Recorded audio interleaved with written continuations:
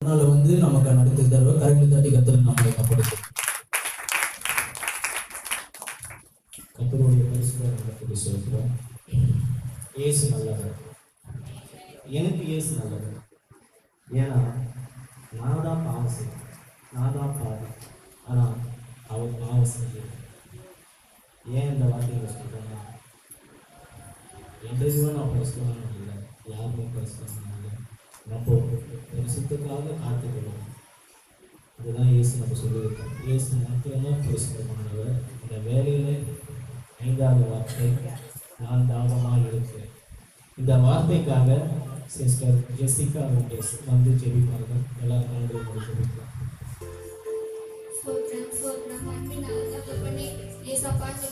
ஆராதனைக்காக நாங்கள் ஜெபிக்கிறோம் ஏசப்பா. ஏசப்பா தாகமா இருக்கிற இந்த வார்த்தைக்காக நாங்கள் ஜெபிக்கிறோம் ஏசப்பா. ஆத்மா தாகத்தோடு தகப்பனே அப்பா, எங்க பாவங்களை சிலுவையில் சுமந்து ஏசப்பா இங்க ரத்தத்தாலே கழுவினீரே, உங்க கொண்டாட ஒரு ஸ்தோத்திரம் ஏசப்பா.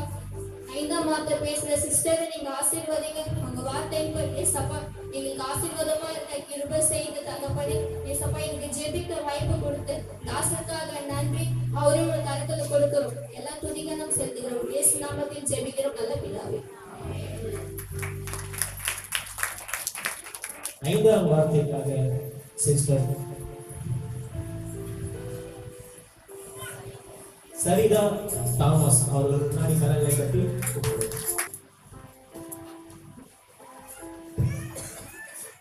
சிலுவையில் ரத்தம் சிந்தி மரித்த இயேசுவை நினைவு கூறும்படியாக இந்த நாளில் அடியாரை நிற்க வைத்த தேவனுக்கும் வாய்ப்பளித்த போதகர்களுக்கும் சபை விசுவாசிகளுக்கும் முதலாவது நன்றி தெரிவித்துக் கொள்கிறேன். யோவான் 19ஆம் அதிகாரம் 28ஆம் வசனத்தை வாசிக்கலாம். அதன் பின்பு எல்லாம் முடிந்தது என்று இயேசு அறிந்து வேதவாக்கியம் நிறைவேறத்தக்கதாக தாகமாய் இருக்கிறேன் என்றார். இந்த தாகத்தை குறித்து தாகம் சொன்னா சரீர தாகம், ஆத்ம தாகம் சொல்லி 2 இருக்கிறது. சரீர தாகம் தண்ணி குடிச்சா தீந்துடும், ஆனா ஆத்ம தாகம் அப்படி இல்லைங்க. அப்படி ஆத்ம தாகம் சிலுவையில இயேசு ஆத்ம தாகத்தை குறித்து தான் பேசுறாரு. அந்த ஆத்ம தாகம் என்று சொல்லும் போது அவர் என்ன பண்றாருன்னா, சங்கீதம் 42:2 என் ஆத்மா ஜீவனுள்ள தேவன் மேலே தாகமா இருக்கிறது என்று சொல்லி தாவீது அழகா சொல்கிறார். அதே சங்கீதம் 63:1 சொல்றோம், என் ஆத்மா வறண்ட நிலத்தின் மேல தாகமா இருக்கிறது என்று சொல்றார். ஆத்மான்னு சொல்லும்போது நம்முடைய சிந்தையை, நம்முடைய விருப்பம், இருதயம், எண்ணம், இந்த நம்ம மைண்ட இது எல்லாம் தான் குறிக்கிறது ஆத்மா என்று சொல்லி. அந்த ஆத்மா சமாரிய ஸ்திரீ இடத்துல ஆண்டவர் போயிட்டு எனக்கு தாகத்துக்கு தாய் என்று சொல்லி கேட்கிறாரு. அந்த இடத்துல நீர் யூதனா இருக்க, நீர் என்னிடத்துல தண்ணி கேட்கலாமா என்று சொல்லி அந்த சமாரியா ஸ்திரீ கேட்கிறாங்க. அந்த சமாரியா ஸ்திரீ இயேசு என்ன சொல்றாருன்னா, நீ நான் யாரு, உன்னிடத்துல கேட்கிறவர் யார் என்று சொல்லி நீ அறிஞ்சா அவரிடத்திலேயே நீ தாகத்துக்கு தண்ணி கேட்க, அவர் ஜீவ தண்ணீரையே உனக்கு கொடுப்பார் என்று சொல்லி அவர் சொல்ல. அந்த தாகம் எப்பவுமே ஒரு காலமும் அந்த தாகம் எடுக்காது என்று சொல்லி அவர் சொல்றாரு. ஆனா அப்படிப்பட்ட அந்த தாகத்தை தீர்க்கிற அந்த தண்ணி எனக்கு வேணும்னு சொல்லி சமாரிய ஸ்திரீ கேட்கிறா. அந்த சமாரிய ஸ்திரீ அந்த இடத்துல கேட்கிற அந்த இடத்துல ஆண்டவர் என்ன சொல்றாருன்னா, அவருடைய தாகம் எப்படிப்பட்டது என்று சொன்னா, அந்த சமாரிய ஸ்திரீயும் ரட்சிக்கப்படணும், அந்த சமாரியா நாட்டில் இருக்கிற எல்லாரும் ரட்சிக்கப்படணும், மனம் திரும்பணும்னு சொல்லிதான் அந்த இடத்துல அவர் தாகமா இருக்கிறார். அதே போல மத்தேயு 4:15 சொல்றாரு, இருளில் இருக்கிற ஜனங்கள் எல்லாம் வெளிச்சத்தை கண்டார்கள் என்று சொல்லி. அந்த இருளில் இருக்கிற அந்த ஜனங்கள் எல்லாரும் வெளிச்சத்தை, பாவத்தில் இருக்கிற நம்ம எல்லாரையும் தான் அவர் வெளிச்சத்தை கொண்டு வரணும்னு சொல்லிதான் அவர் தாகமா இருக்கிறார். ஆதியாகமம் 6ஆம் அதிகாரம் 6ஆம் வசனத்தை சொல்றாரு, பூமியில மனுஷனை உண்டாக்குறதற்காக அவர் மனஸ்தாபப்பட்டார், அது அவர் இருதயத்திற்கு விசனமாய் இருந்தது என்று சொல்லி பார்க்கிறோம். ஆமா, மனுஷனை உண்டாக்குறதுக்கு அவர் மனஸ்தாபப்பட்டார். எதனால மனஸ்தாபப்பட்டார்? பாவத்திலேயே இருக்கிற நம்முடைய பாவத்தையே அவர் ஏற்றுக்கொண்டார். ஆனா நம்ம இன்னும் பாவத்திலேயே இருக்கிறோமே என்று சொல்லி அவர் நமக்காக தாகமா இருக்கிறார். 1 யோவான் 2ஆம் அதிகாரம் 2ஆம் வசனத்துல நம்முடைய பாவங்களை நிவர்த்தி செய்கிற கிருபாதார பலி அவரே என்று சொல்லி பார்க்கிறோம். நம்முடைய பாவங்களை நிவர்த்தி செய்த பின்னும் நாம் இன்னும் பாவத்திலேயே இருந்து நம்முடைய அக்கிரமத்திலேயே பாவத்திலே இருக்கிற நமக்காக அவர் தாகமா இருக்கிறார். ரோமர் 6ஆம் அதிகாரம் 23ஆம் வசனத்துல பார்க்கிறோம், பாவத்தின் சம்பளம் மரணம்னு சொல்லி. தேவனுடைய கிருபை வரமோ நம்முடைய கர்த்தராகிய இயேசு கிறிஸ்துவினாலே நித்திய ஜீவன் என்று சொல்லி பார்க்கிறோம். அந்த பாவத்தின் சம்பளம் மரணம் சொல்லும்போது நமக்காக மரணத்தை கொண்ட இயேசுவுக்காக நாம் என்னத்தை செய்கிறோம்? நாம் இன்னும் பாவத்தையே செய்து கொண்டிருக்கிறோமே என்று சொல்லி நம்ம மேல அவர் தாக்கமாக இருக்கிறார். ஏசாயா 53ஆம் அதிகாரத்துல 11-12 பார்க்கிறோம். அவர் நம்ம தம்முடைய ஆத்துமாவை மரணத்தினால் ஊற்றி என்று சொல்லி பார்க்கிறோம். அவர் மரணத்தினால அவருடைய ஆத்துமாவை ஊற்றின பிறகு கூட நம்ம இன்னும் அவரை அப்படி பார்க்காம அவருடைய இன்னும் பாவத்திலேயே இருக்கிற நமக்காக அவர் தாக்கமாக இருக்கிறார். யோவான் 4:34 பார்க்கிறோம். என்னை அனுப்பினவருடைய சித்தத்தின்படி அவருடைய கிரியை செய்வதே என்னுடைய போஜனம் சொல்லி அவர் சொல்றார். ஆண்டவர் சொல்ற, இயேசு கிறிஸ்து சொல்ற, சிலுவையில ஆண்டவர் தொங்கிக் கொண்டிருக்கும் போது வெள்ளை போலம் கலந்த திராட்சை ரசத்தை கலந்து கொடுக்கிறாங்க அவர் தாகம் சொல்லும் போது.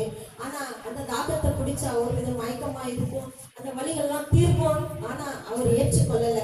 ஏன் ஏற்றுக்கொள்ளலன்னு சொன்னா, அவர் அந்த சரீர தாகத்துக்காக அவர் இல்லை, ஆத்ம தாகத்துக்காக இருக்கிறபடினால அவர் அந்த தாகத்தை ஏற்றுக்கொள்ளல. 1 தீமோத்தேயு 2:12 பார்க்கிறோம். அவரோட பாடுகளை சகித்தோம்னா நாம கூட அவரோட ஆளுகை செய்வோம் என்று சொல்லி அவரோட நம்ம ஆளுகை செய்யணும்னு சொல்லிதான் அவர் நம்ம மேல தாகமா இருக்கிறார். மற்றவர்களுக்காக நம்ம ஜெபிக்கும் பொழுது அவர் நம்ம மேல தாகமா இருக்கிறாருங்க. மற்றவர்களுக்கு நம்ம சுவிசேஷம் சொல்லும் போது கூட அவர் நம்ம மேல தாகமா இருக்கிறாருங்க. யோவான் 1:29 உலகத்தின் பாவத்தை சுமந்து தீர்க்கிற தேவ ஆட்டுக்குட்டி என்று சொல்லி பார்க்கிறோம். அவருக்கு உலகத்தின் ரட்சகரா இருக்கிறபடினால உலகத்துல இருக்கிற எல்லாருடைய பாவத்தை சுமந்து தீர்க்கிற தேவ ஆட்டுக்குட்டியா இருக்கிறார். அப்படிப்பட்ட தேவனை நம்ம மறந்து நம்ம இஷ்டப்படி செய்கிற நமக்காக அவர் தாகமா இருக்கிறார். 1 கொரிந்தியர் 1:18 பார்க்கிறோம். சிலுவை பற்றிய உபதேசம் கெட்டு போகிறவர்களுக்கு பைத்தியம், ஆனா ரட்சிக்கப்படுகிற நமக்கோ அது தேவ பலன் என்று சொல்லி பார்க்கிறோம். அந்த தேவ பலனை நமக்கு கொடுக்கிறதுக்காக தான் அவர் நம்ம மேல தாகமா இருக்கிறாருங்க. யோவான் 10:15 பார்க்கிறோம்.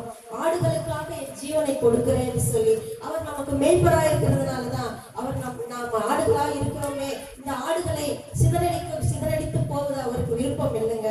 ஒரு ஆடு தவறி போனா கூட அதை தேடி கண்டுபிடிக்கிறவர் தான் நம்முடைய ஆண்டவராக இயேசு கிறிஸ்து. அதனாலதான் அவர் நம்ம மேல தாகமா இருக்கிறார். 1 யோவான் 2:25 பார்க்கிறோம். நித்திய ஜீவனை அழிப்பேன் என்பதே அவர் நமக்கு செய்த வாக்குத்தத்தம். அந்த நித்திய ஜீவனை நமக்கு கொடுக்கிறதுக்காக தான் அவர் நம்ம மேல தாகமா இருக்கிறாருங்க. அப்போஸ்தலர் 13:48 பார்க்கிறோம். நித்திய ஜீவனுக்கு நியமிக்கப்பட்டவர்கள் விசுவாசித்தார்கள் என்று சொல்லி பார்க்கிறோம். நம்ம விசுவாசிக்கும் போதே அவர் நம்ம மேல தாகமா இருக்கிறார்.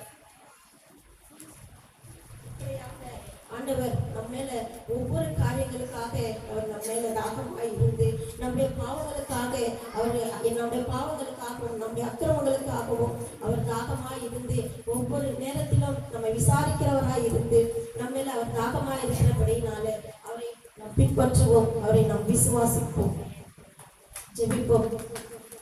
ஜீவனுள்ள ஆண்டவரே, இந்த வார்த்தையை கர்த்தாவே எங்களுக்கு கொடுத்த அந்த நேரத்துக்காக உங்களுக்கு நன்றி ஆண்டவரே. எங்களை மறைத்து கர்த்தாவே நீர் பேசினபடினாலும் உங்களுக்கு நன்றி கர்த்தாவே. நாம் கர்த்தாவே கேட்ட ஒவ்வொருடைய இருதயத்திலே கிரியை செய்யும்படியா எங்கள் துதிக்கிறேன், சோதரிக்கிறேன் கர்த்தாவே. இந்த நாள் முழுவதும் எங்களோட கூட இருந்து கர்த்தாவே உடைய சிலுவை பாடுகளை எங்களோடு கர்த்தாவே நீர் பகிர்ந்து கொடுத்தபடியினாலும் உங்களுக்கு நன்றி கர்த்தாவே. மீதியான நேரங்களை காலங்களை உங்கள் பாதப்படியிலே சமர்ப்பித்து இந்த சின்ன விண்ணப்பத்தை ஒருவருக்கே ஏறெடுக்கிறேன் என் ஜீவனுள்ள நல்ல பிதாவே. ஆமென்.